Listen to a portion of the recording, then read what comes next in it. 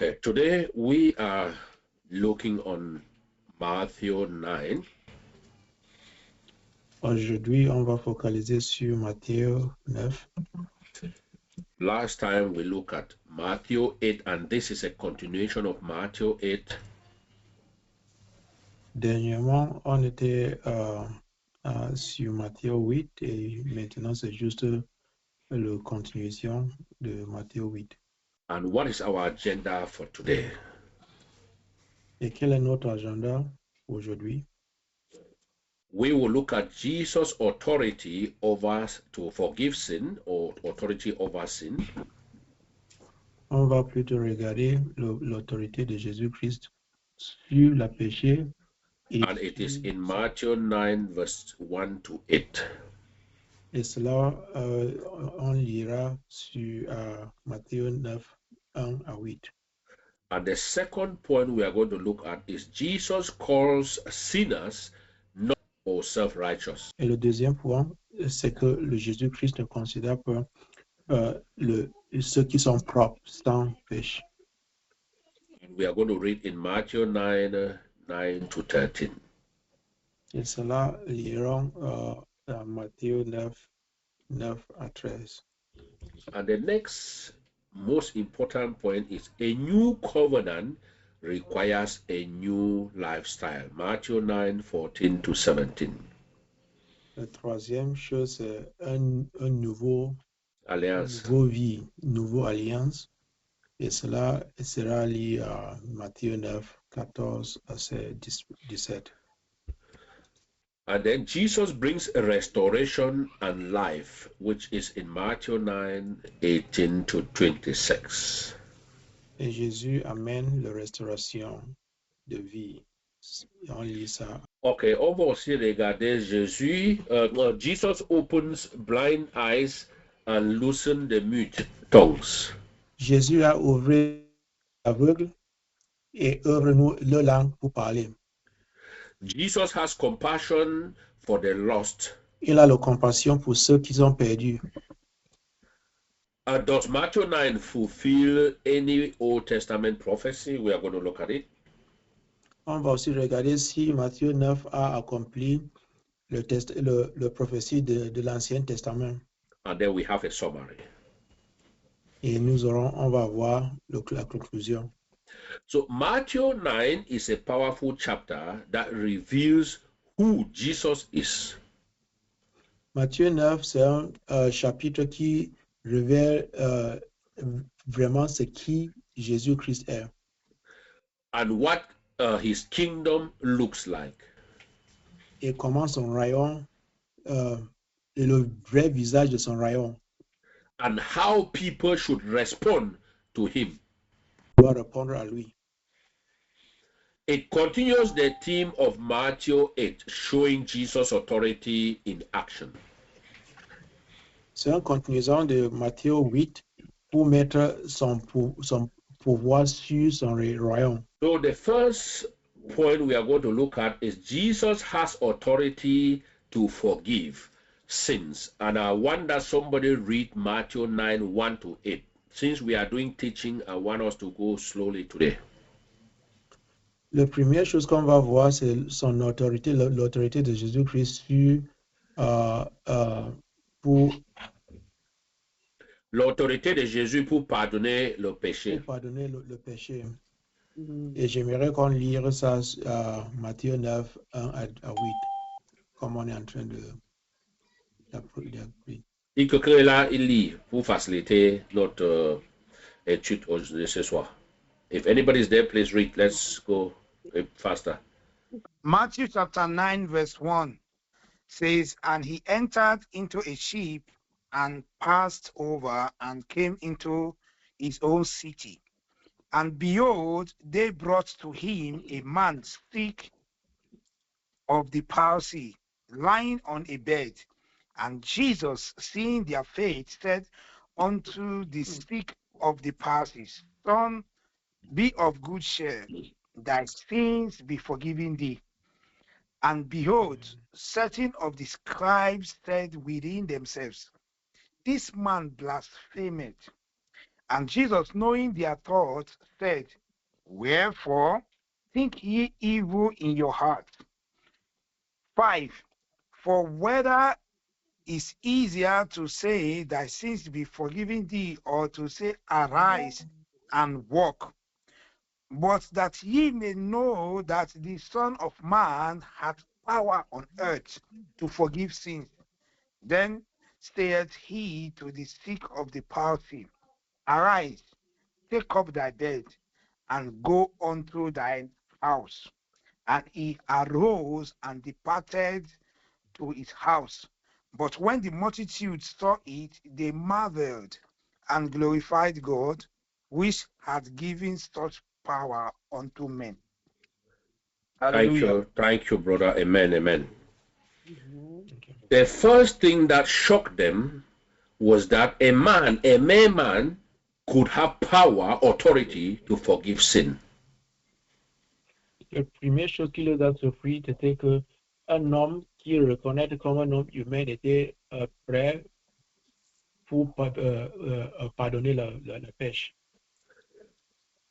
If I ask us tonight, some churches teaches that Jesus was just a mere prophet. Can a mere prophet forgive sin? Les gens étaient étonnés puisque Jésus avait guéri ceux qui étaient paralysés. So many people were surprised that Jesus could heal the man that was paralyzed. Il y a certaines l'église qui enseigne qu'il était seulement l'homme ou un prophète. Il ne pouvait pas être le Seigneur. There are some churches, the people that said Jesus was just a man, he wasn't a prophet. Mais cet monsieur était né paralytique. Il n'y avait aucune personne qui pouvait lui guérir. Mais le Seigneur lui avait pardonné son péché.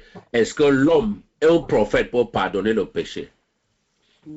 But this man was born paralyzed. And so pastor is asking, can a man heal him? Et je suis aussi, il est venu pour faire quoi? Il est venu pour confirmer l'identité divine. Jesus also came to confirm his divine identity, À travers les miracles qu'il avait fait. also with the miracles that he has done. Parce que c'était impossible de guérir cet monsieur qui était né paralytique. Because it was practically impossible to deliver a man that was born paralyzed. Parce que pour guérir quelqu'un spirituellement, c'est une grande miracle. Because to heal somebody spiritually, it is a very, very big miracle. Et aussi pour pardonner le péché des hommes, c'était la mission du Seigneur.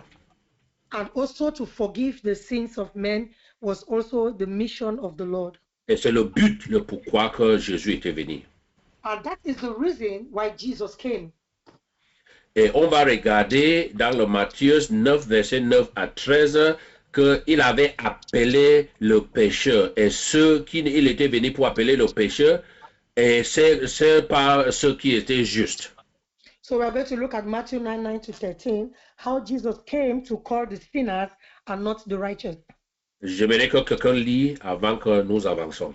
Pastor said he would like somebody to read Matthew chapter 9, 9 to 13 before we advance. Okay, Matthew chapter 9, verse 9 to 13.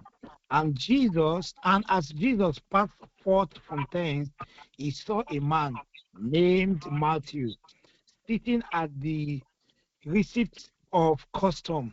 And he said unto him, follow me. And he arose and followed him. And it came to pass, as Jesus sat at meat in the house, behold, many publicans and sinners came and sat down with him and his disciples. And when the Pharisees saw it, they said unto his disciples, why eateth your master with publicans and sinners? But when Jesus heard that, he said unto them, they that be whole need not a physician, but they that are sick. But go ye and learn what that meaneth.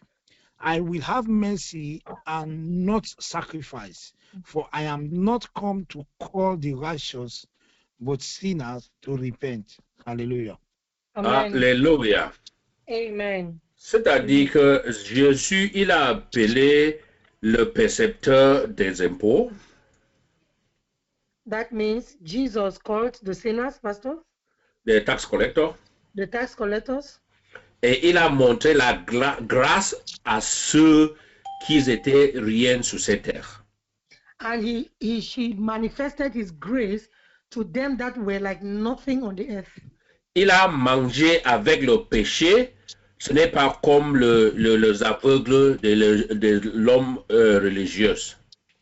He ate also with sinners, not like The men that are prideful religious leaders. like proudful religious leaders, Parce qu'ils ont dit que pourquoi ils mangent avec le péché.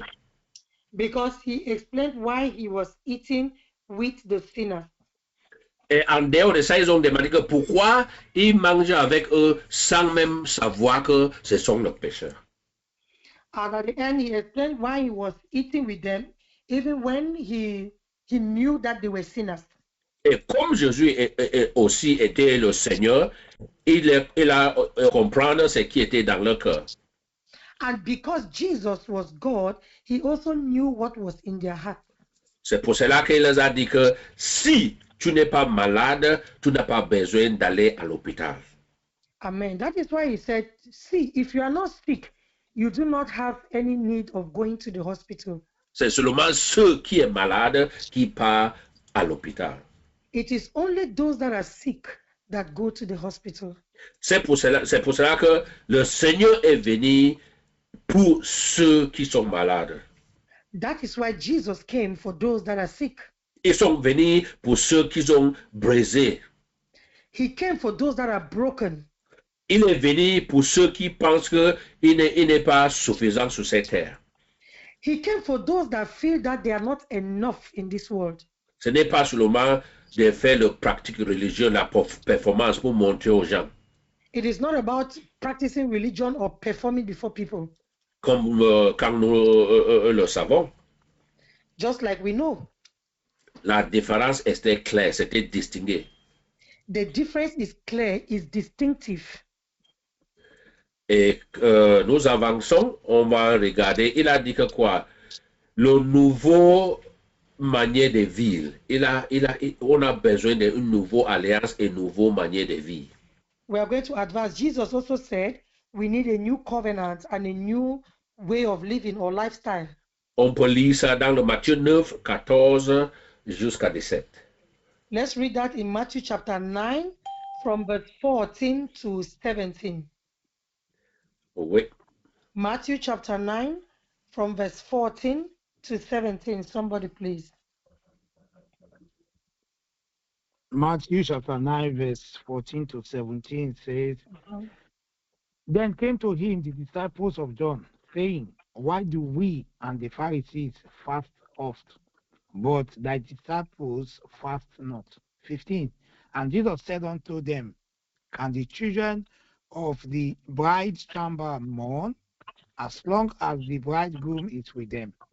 But the days will come when the bridegroom shall be taken from them, and then shall they fast. No man putteth a piece of new cloth unto an old garment, for that which is put in to fill it up taketh from the garment, and the rent is made worse. 17. Neither do men put new wine into old bottles, else the bottle break, and the wine runneth out, and the bottles perish. But they put new wine into new bottles, and both are preserved. Hallelujah. Amen, amen, amen. Et si il était en train d'expliquer aux pharisiens que ses disciples ne doivent pas jeûner si longtemps qu'il est encore vivant. And Jesus was trying to explain to the Pharisees that his disciples do not need to fast often because he is still alive. Il a dit que si nous avons un nouveau vin On ne doit pas mettre dans une ancienne bouteille. Un nouveau vin doit entrer dans une nouvelle bouteille. So Jesus said, if you have an old wine, you cannot fit it into a new bottle. A new wine must be put or must be filled into a new bottle. C'est-à-dire, il disait que quoi? Le royaume du Seigneur demande une nouvelle manière de la vie. This is to teach us that the kingdom of God brings a new way of life. On ne doit pas mélanger les religions avec la révélation des nouvelles alliances de Jésus. We should not mix religion with revelation as concerns the new covenant of Jesus Christ. C'est ce qu'il est en train de leur enseigner. This is what he was teaching, and this is what he's teaching us. Et c'est la même chose que nous vécons sous notre temps. And it is the same thing we are experiencing in our own time. Il y a beaucoup de gens qui vivent ici, mais ils vont vivre leurs anciennes vies. Ils ne vont pas accepter leur nouvelle vie There are du ciel. many people that are living their lives, but they are living in their old pattern of lifestyle. They do not want to embrace the new life. Nous verrons toujours dire que oh, je suis le nouveau-né parce que j'ai accepté le Seigneur comme mon sauveur et le Seigneur. Et je fais ce que je refusais, que je ne voulais plus faire. Every time we say, oh, I'm a born again, I live a new life in Jesus, I don't do the things that I used to do, but we are living the old life.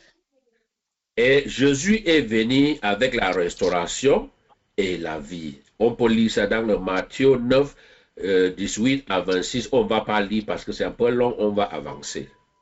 So Jesus also came, he brought restoration and life. So Pastor said that can be found in Matthew 9, 18 to 26, but it is long, we are going to advance, we are not going to read. Mais ça a beaucoup de sagesse dedans et le secret. J'aimerais bien que nous lisons. Je voulais échapper ça, mais il faut qu'on lit. Pastor said he wanted to just let it slide, but there's a lot of wisdom in it, so he would just like us to read it. Matthew 8. Ça a un secret là-bas que j'aimerais bien que nous retirons. Pastor said there's a secret inside that he would like us to discover. Yes. Matthieu 9, 18 jusqu'à 26. Matthew 9, 18 to 26. Okay, Matthew 9, 18 to 26. He Yes. said, while he spake these things unto them, behold, there came a certain ruler and worshipped him, saying, My daughter is even now dead, but come and lay thy hand upon her, and she shall live. 19. And Jesus arose and followed him, and so did his disciples. 20.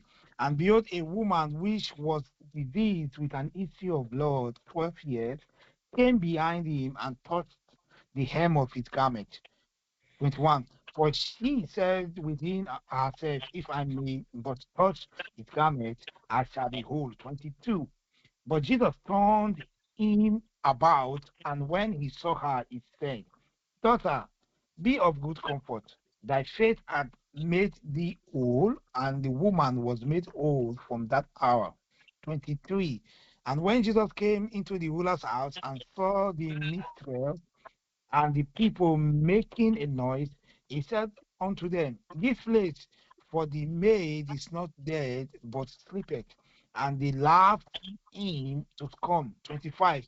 But when the people were put forth, he went in and took her by the hand, and the maid arose. 26, the last verse, he said, And the fame herefore went abroad into all that land. Hallelujah. Amen. Amen, amen. Il y a quelque chose que je voulais que nous découvrons ici. Pastor said there's something very important he wants us to discover here. Ça montre qu'il était le Seigneur, il avait l'autorité pour faire ressusciter la mort. Here is telling us that Jesus had the power to resurrect the dead. Parce que la fille qu'elle avait 12 ans, elle a fait quoi? Elle a ressuscité la fille parce qu'elle était morte. Because the child that was 12 years old, Jesus resurrected that child because she was dead. Au même temps qu'il partait pour ressusciter la fille, la femme qui souffrait aussi pendant 12 ans de hémorragie est venue toucher le Seigneur.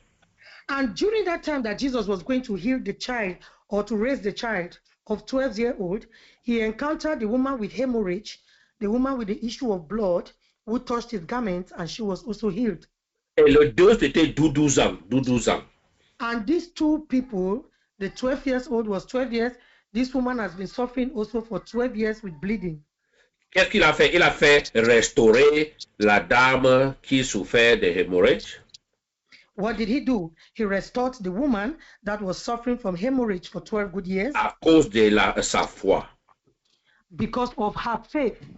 Hallelujah. Et la petite fille qu'elle était morte, il a amené de la vie. Life. Elle a amené de la vie. And the child that was 12 years old, so Jesus also brought her back to life.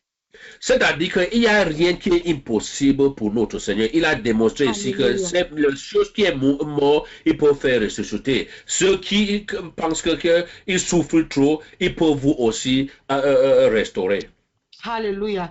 Here we can see that there is nothing impossible for our God. Because why? For the dead, he brought resurrection. And for those that are suffering, he also brought restoration. Et si nous examinons avec le certain prophète que nous écoutons prêcher, combien ont fait cet miracle? And if we examine properly the prophets who are also preaching, how many of them can wrought this kind of miracle? Et les deux miracles montrent quoi? Le Seigneur a le pouvoir sur le mort et pour ceux qui souffrent pendant longtemps. Hallelujah. These two miracles, they teach us two important things.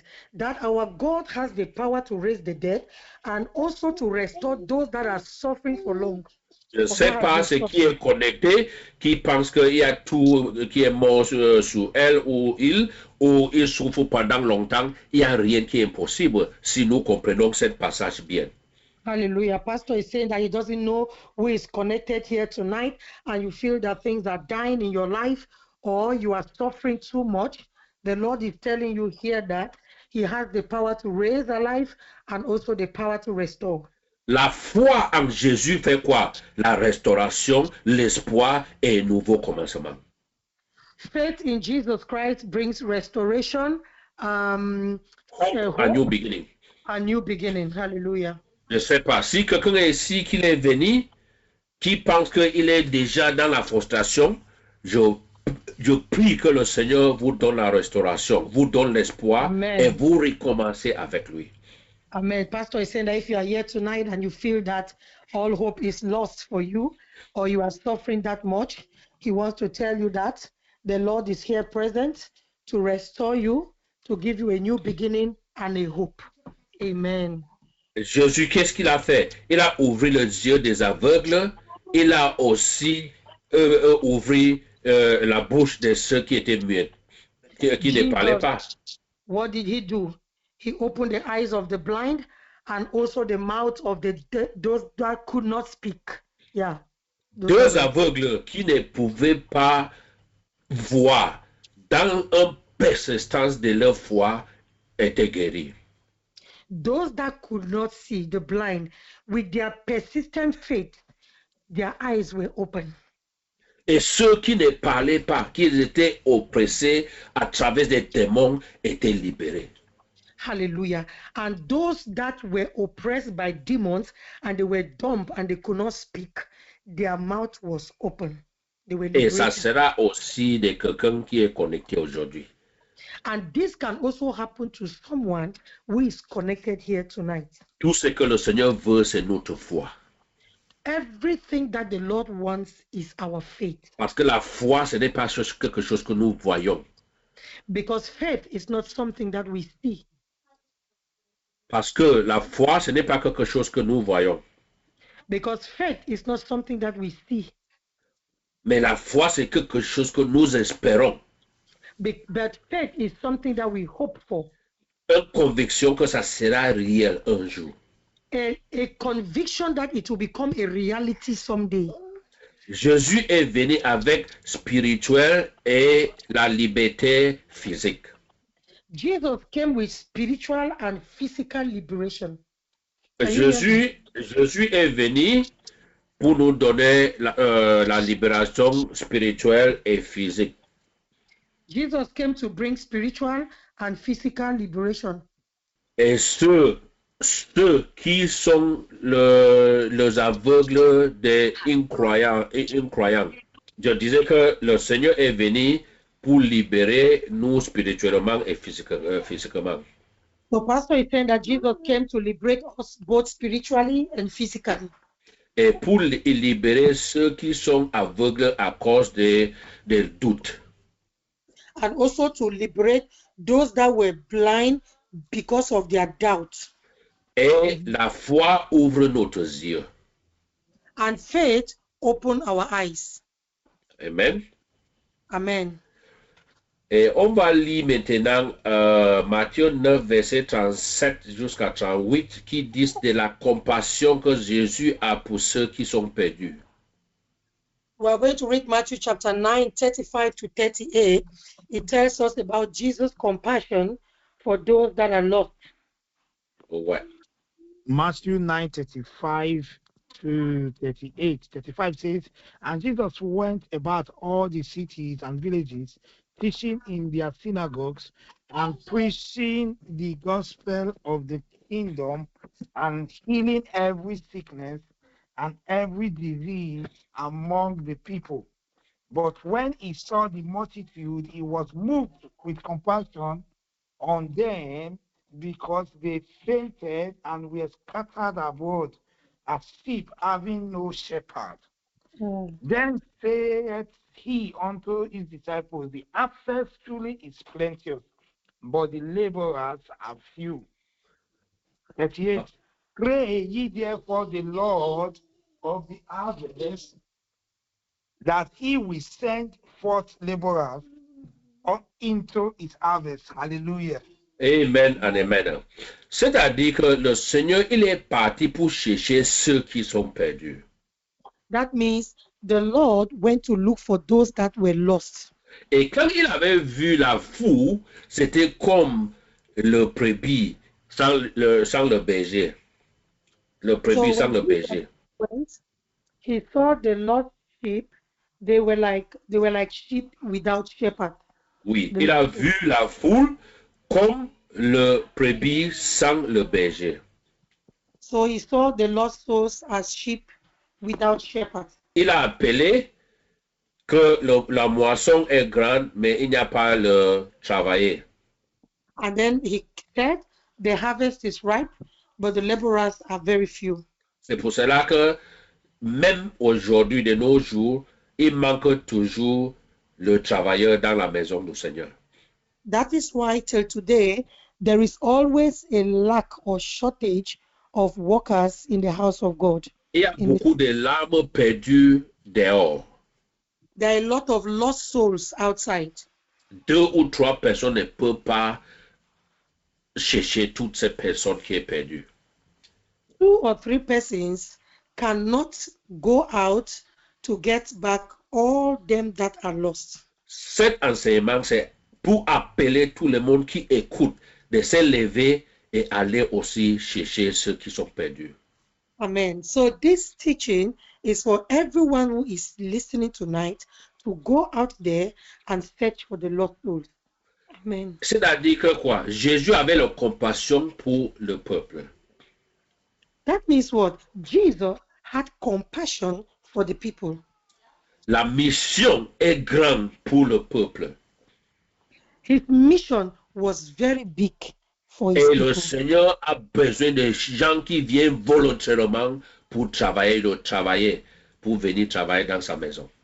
And Jesus was looking for people that would voluntarily make themselves available to do the work of his house. Et comme la parole du Seigneur est active et vivante, ça nous parle toujours aujourd'hui.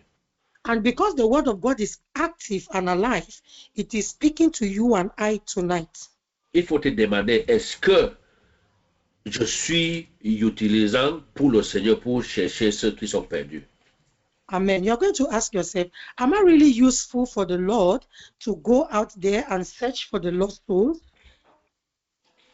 On va regarder le résumé de ce que Matthieu 9 a enseigné. Pastor said we're going to look at now the summary of what Matthew chapter 9 is teaching us. On va voir l'autorité du Seigneur. We're going to look at the authority of Jesus. Il avait l'autorité sur le péché, He had authority over sin.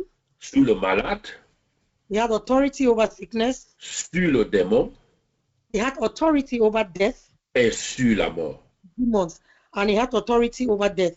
Et si nous regardons la grâce du Seigneur, And if we look at the grace of God, il a appelé ceux qui étaient rien he called for those that are nothing, et il a aussi recevoir le péché. and he also welcomed sinners.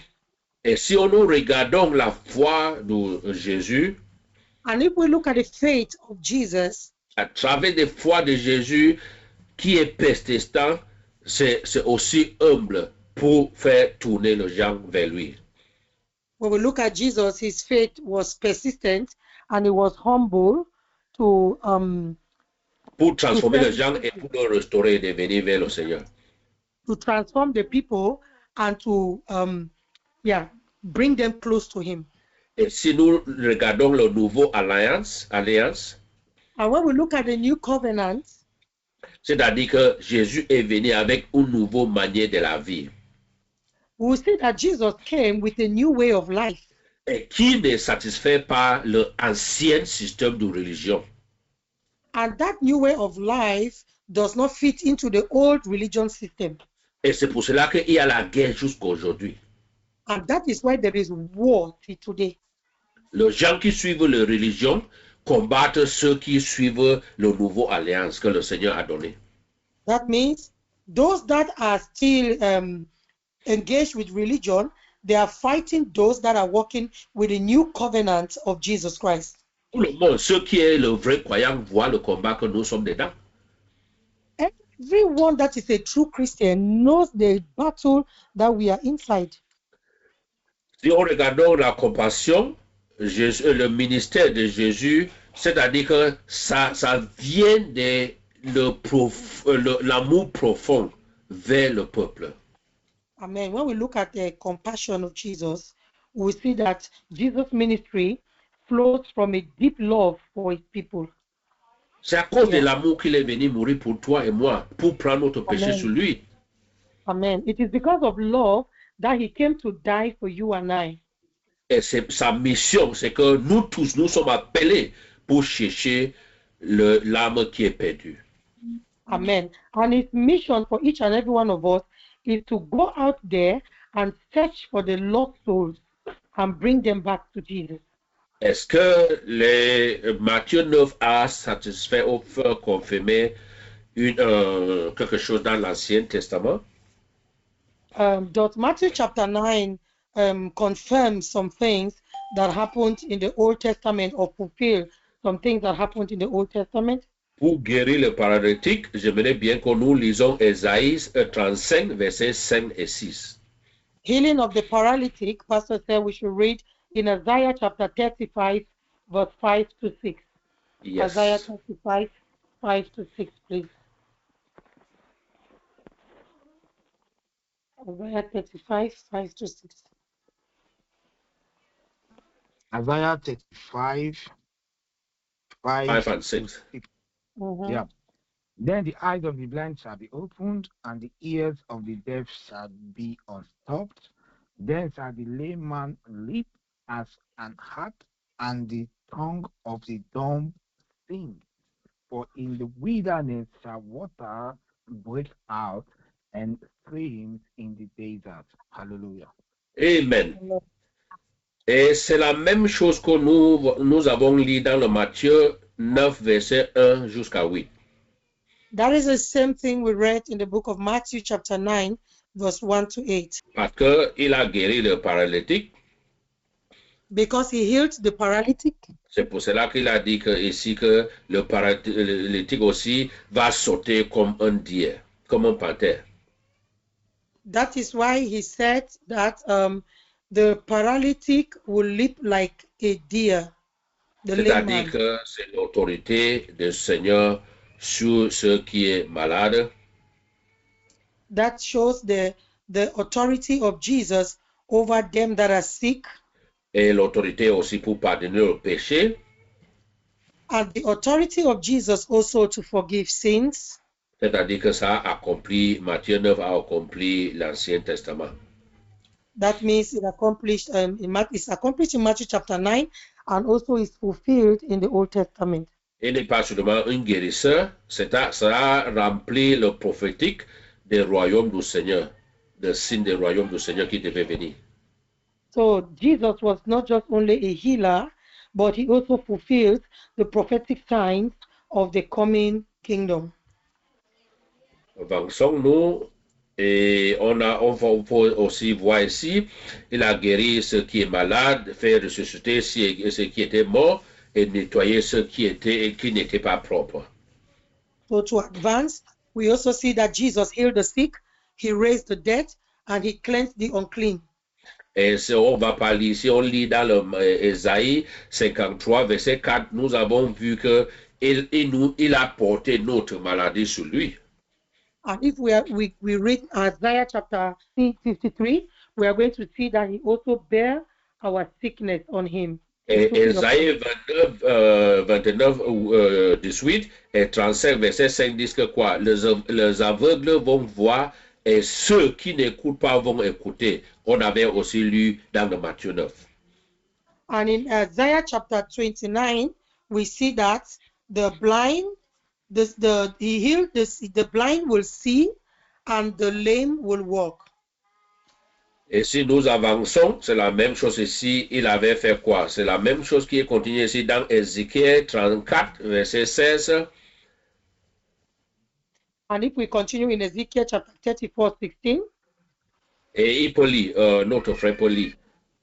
Please, brother, you can read us Ezekiel chapter 34, verse 16. Ezekiel 34, verse 16 says, I will seek that which was lost, and bring again that which was driven away, and we bind up that which was broken, and we strengthen that which was sick.